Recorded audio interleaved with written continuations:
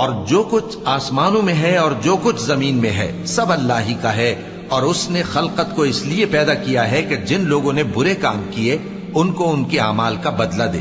اور جنہوں نے نیکیاں کی ان کو نیک بدلہ دے۔ جو صغیرہ گناہوں کے سوا بڑے بڑے گناہوں اور بے حیائی کی باتوں سے اجتناب کرتے ہیں، بے شک تمہارا پروردگار بڑی بخشش والا ہے، وہ تم کو خوب جانتا ہے۔ جب اس نے تم کو مٹی سے پیدا کیا اور جب تم اپنی ماؤں کے پیٹ میں بچے تھے تو اپنے آپ کو پاک صاف نہ جتاؤ،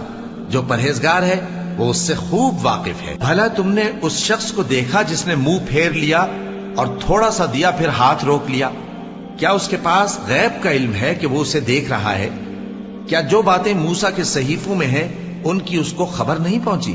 اور ابراہیم کے صحیفوں کی جنہوں نے حق اطاعت اور رسالت پورا کیا، وہ یہ کہ کوئی شخص دوسرے کے گناہ کا بوجھ نہیں اٹھائے گا، اور یہ کہ انسان کو وہی ملتا ہے جس کے لیے وہ محنت کرتا ہے، اور یہ کہ اس کی محنت کا جائزہ لیا جائے گا، پھر اس کو اس کا پورا پورا بدلہ دیا جائے گا،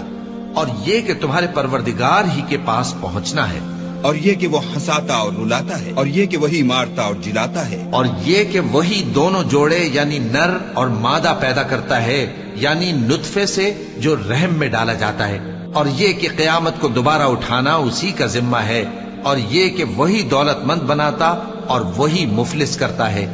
اور یہ کہ وہی شیرا نامی تارے کا بھی مالک ہے، اور یہ کہ اسی نے عاد اول کو ہلاک کر ڈالا اور سمود کو بھی، غرض کسی کو باقی نہ چھوڑا،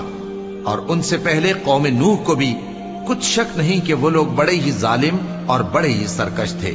اور اسی نے الٹی ہوئی بستیوں کو دے پٹکا، پھر ان پر جو چیز چھا گئی سو چھا گئی۔ تو اے انسان،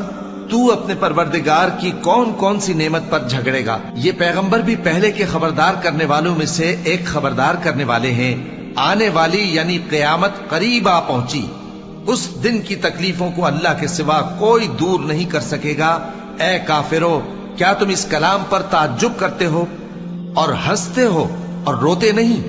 اور تم غفلت میں پڑے ہو تو اللہ کے آگے سجدہ کرو اور اسی کی عبادت کرو۔